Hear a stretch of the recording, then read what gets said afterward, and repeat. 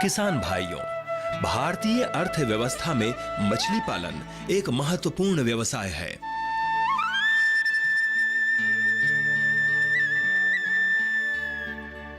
जिसमें रोजगार की अपार संभावनाएं हैं। ग्रामीण विकास और अर्थव्यवस्था में मछली पालन की महत्वपूर्ण भूमिका है। मछली पालन से रोजगार सृजन और आय में वृद्धि की अपार संभावनाएं हैं। मत्स्योद्योग के विकास से जहां एक ओर खाद्य समस्या सुधरेगी, वहीं दूसरी ओर विदेशी मुद्रा अर्जित होगी, जिससे अर्थव्यवस्था में भी सुधार होगा। मछली पालन का एक और अंग है सजावटी मछलियों का व्यवसाय, जिसकी सहायता से किसान भाई अपनी आर्थिक और सामाजिक स्थिति में सुधार ला सकते हैं। कृषि विविधीकरण। सजावटी मछली पालन एक नया उद्योग। किसान भाइयों, सजावटी मछलियों को रखना और उसका प्रसार एक दिलचस्प गतिविधि है,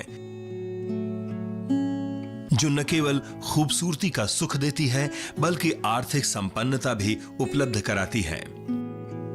किसान भाइयों, सजावटी मछली के पालन की और अधिक जानकारी लेते हैं राष्ट्रीय मत्स्य अनुवांशिकी संसाधन ब्यूरो के वरिष्ठ वैज्ञानिक डॉक्टर सुधीर कुमार रायजादा से। ऑर्नामेंटल फिशेस या सजावटी मछलियों की अगर हम बात करें तो इनका पालन जो है सदियों पुराना है। सर्वप्रथम ऐसा माना जाता है कि यह चीन देश से प्रारंभ हुआ, जहाँ पर कि कॉमन कार्प जो आज की सबसे प्रचलित मछली है और उसी का पालन किया जाता है। उसके बाद गोल्ड फिश का पालन किया गया और फिर जब लोगों को लगा कि ये एक ऐसा प्राणी है जिससे के द्वारा मनुष्य अपना तनाव काफ़ी हद तक दूर कर सकता है, तो फिर एक्वेरियम बनाने की स्थापना प्रारंभ हुई। विश्व में सर्वप्रथम लंदन में इसकी स्थापना की गई और उसके बाद में आज विश्व के सभी देशों में पब्लिक एक्वेरियम बनाए जा चुके हैं। पब्लिक एक्वेरियम का वैसे तो मकसद होता है कि शिक्षा प्रदान करना है, जहाँ पर रिसर्च का काम भी किया जाता है मछलियों के ऊपर, और जहाँ पर मनुष्य जो हैं अपने तनाव को दूर करने के लिए भी आते हैं। आज के परिप्रेक्ष्य में अगर देखा जाए तो सभी 5 सितारा होटलों में, छोटे होटलों में, ऑफिसेस में, घरों में भी जो है आदमी लोग एक्वेरियम की स्थापना करने लगे हैं, जिसके कारण इसका व्यापार आज काफ़ी ऊंची सीमा पर पहुंच चुका है।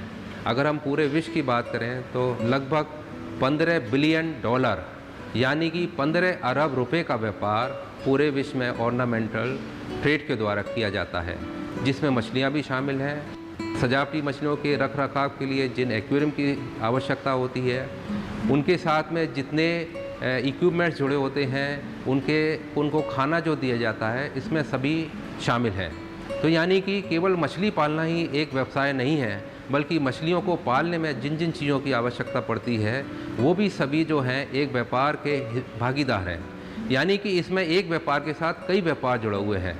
तो अगर कोई भी आदमी इस व्यापार को अपनाना चाहता है तो वो उसके पास काफ़ी ऑप्शंस रहते हैं कि वो मछली पैदा करने का काम कर सकता है, उसको बेचने का काम कर सकता है, मछली के साथ में एक्वेरियम बनाने का काम कर सकता है, मछली के साथ में जो इक्विपमेंट्स एक्वेरियम में लगाए जा सकते हैं उनका व्यापार कर सकता है। और साथ में सबसे जो महत्वपूर्ण बात है वो है कि मछली का आहार, जो क्योंकि एक्वेरियम में जो मछली रखी जाती हैं उनका आहार भी अन्य मछलियों से भिन्न होता है और उसमें की क्वालिटी भी काफ़ी अच्छी एश्योर करनी पड़ती है। इसलिए बहुत सारे पहलू हैं जो एक व्यापार के साथ कई व्यापार के स्वरूप में जुड़े हुए हैं। तो ये एक ऐसा उद्योग है जिसको कोई भी व्यक्ति छोटे स्तर से लेकर बड़े स्तर तक कर सकता है। तो हमारे भारत में हालांकि सजावटी मछलियाँ करीब 300 आंकी गई हैं, 300 संख्या में आंकी गई हैं, लेकिन फिर भी हम देखते हैं कि हमारे देश में इसका व्यापार एक बहुत ही छोटे रूप में किया जाता है। जिसका पूरे विश्व में अगर प्रतिशत निकाला जाए तो 1% से भी कम है। वर्ष 2009 में देखा गया है कि ये प्रतिशत 0.39% ही रहा है, जो कि विश्व की तुलना में काफ़ी कम है। जबकि हमारे यहाँ जो रंगीन मछलियों की बायोडाइवर्सिटी है वो काफ़ी अच्छी है। तो आवश्यकता है कि हम इस व्यापार को अपने देश में क्यों नहीं बढ़ाएं, क्योंकि हमारा देश कृषि प्रधान देश है, क्योंकि ये कृषि का ही एक विषय है, इसलिए आवश्यकता है कि इसको गांव-गांव तक ले जाएं।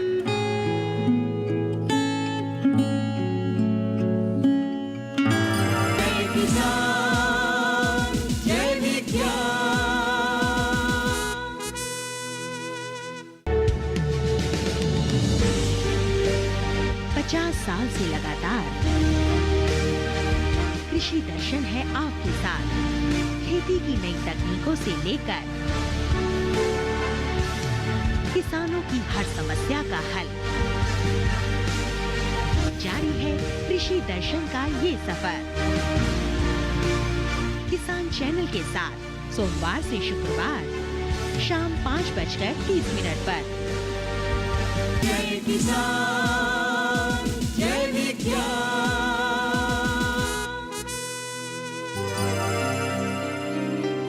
भारत सजावटी मछलियों के मामले में 100 से ऊपर देसी प्रजातियों के साथ अत्यधिक संपन्न है। साथ ही विदेशी प्रजाति की मछलियां भी यहां पैदा की जाती हैं।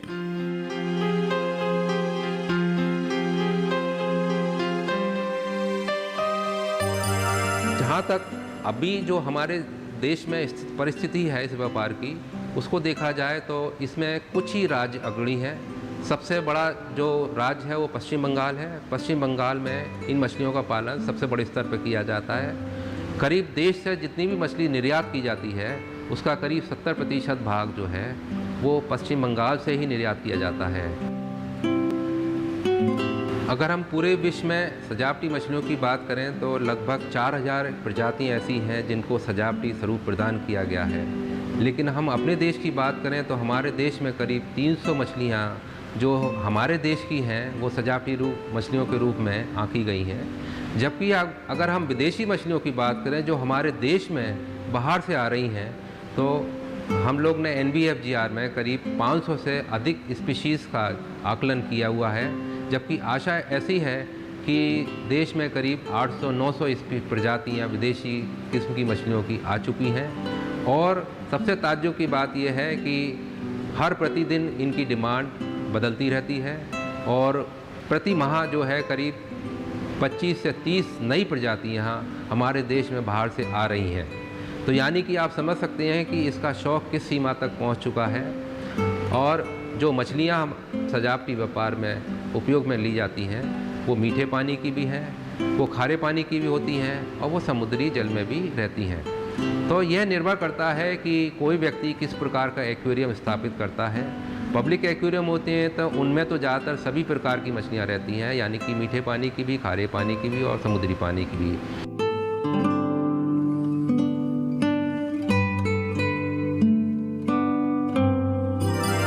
अगर हम मछलियों के साइज़ की बात करें तो विश्व में ऐसे बड़े बड़े एक्वेरियम हैं कि जिनमें आज शार्क, वेल, डॉल्फिन जैसी मछलियों को भी एक्वेरियम में रखा जाता है। अगर आप सिंगापुर, ऑस्ट्रेलिया, USA या यूरोप के एक्वेरियम में कहीं जाने का मौका मिला तो आप पाएंगे कि वहाँ पर वेल मछलियाँ, डॉल्फिन और शार्क, बड़ी बड़ी शार्क मछलियाँ जो है एक्वेरियम में पाली जाती हैं।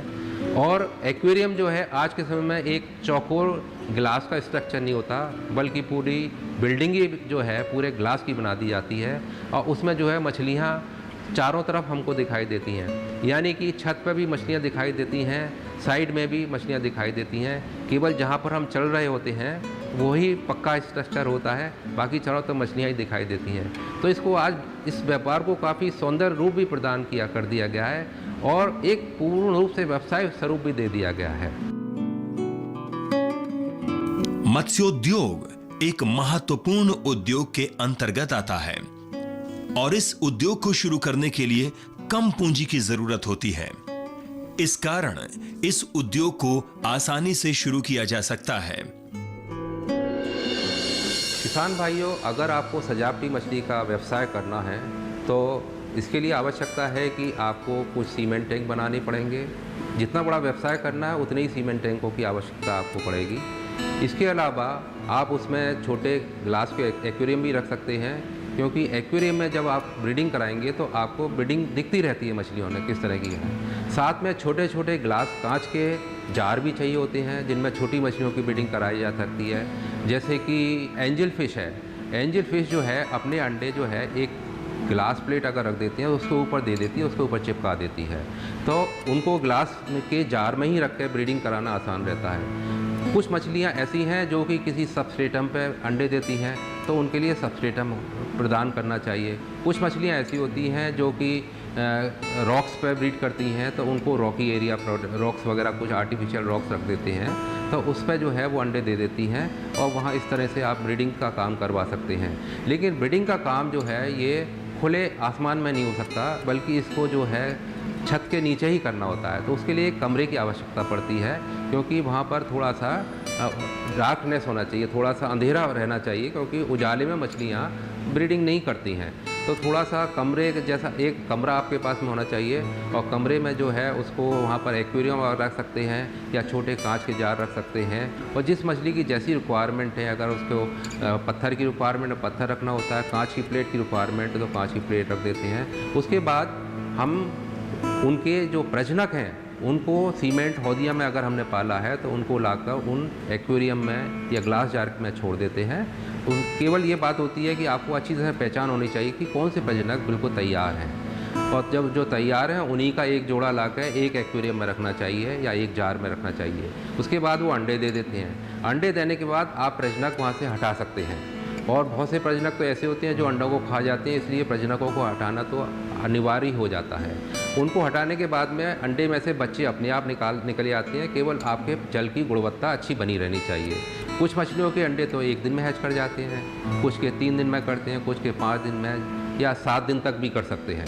अंडे को हैच करने के बाद आवश्यकता होती है कि जो उसमें से लार्वा निकला है या जो बच्चा निकला है उसकी देखभाल बहुत महत्वपूर्ण है। तो इसलिए आपको उसका ज्ञान अच्छी तरह से होना चाहिए कि इन बच्चों के लिए जल की गुणवत्ता क्या रहनी चाहिए।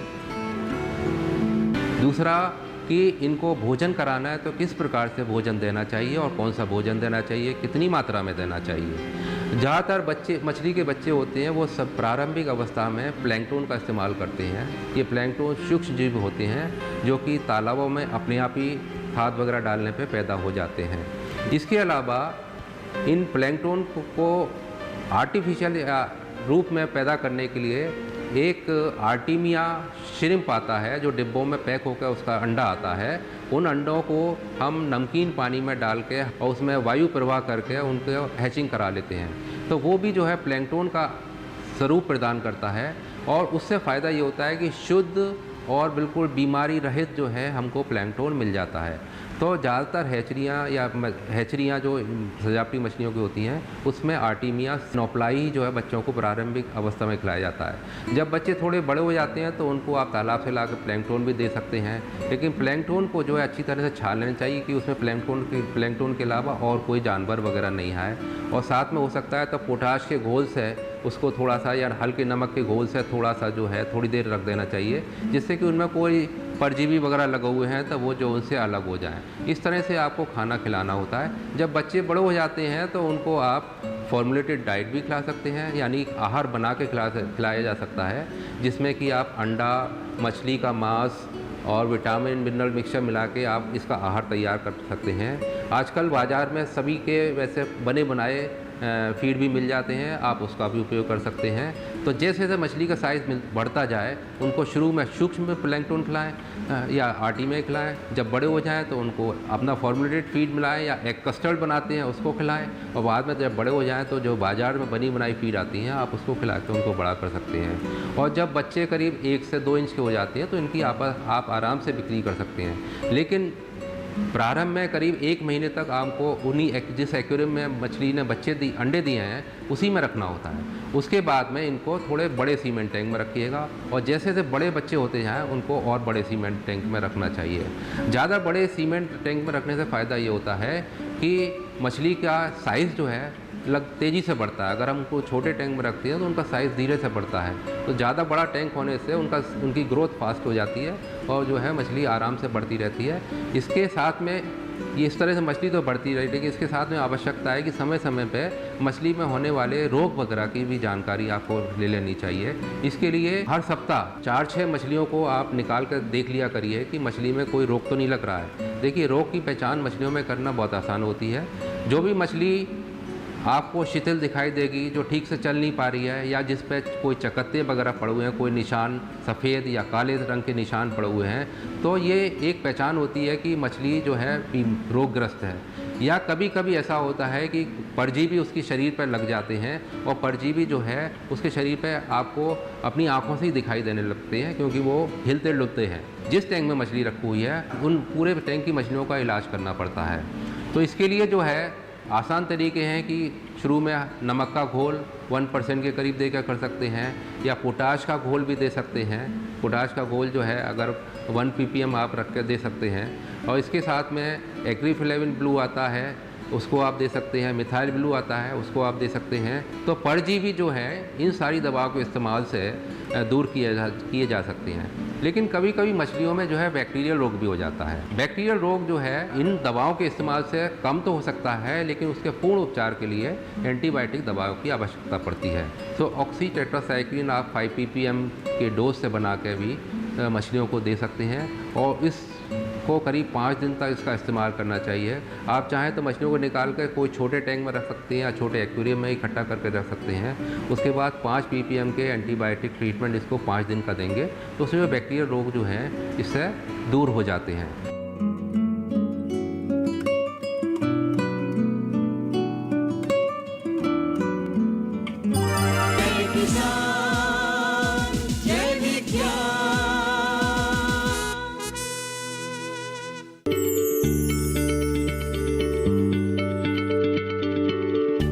क्या आप किसी बीमारी से परेशान हैं?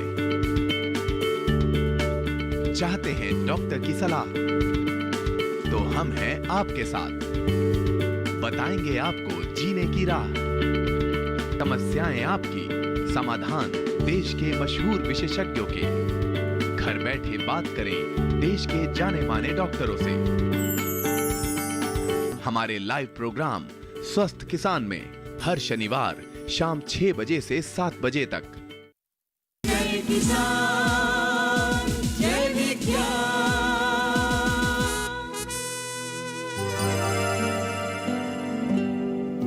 किसान भाइयों, देसी और विदेशी ताजा जल प्रजातियों के बीच जिन प्रजातियों की मांग ज्यादा रहती है, व्यावसायिक इस्तेमाल के लिए उनका प्रजनन और पालन किया जा सकता है।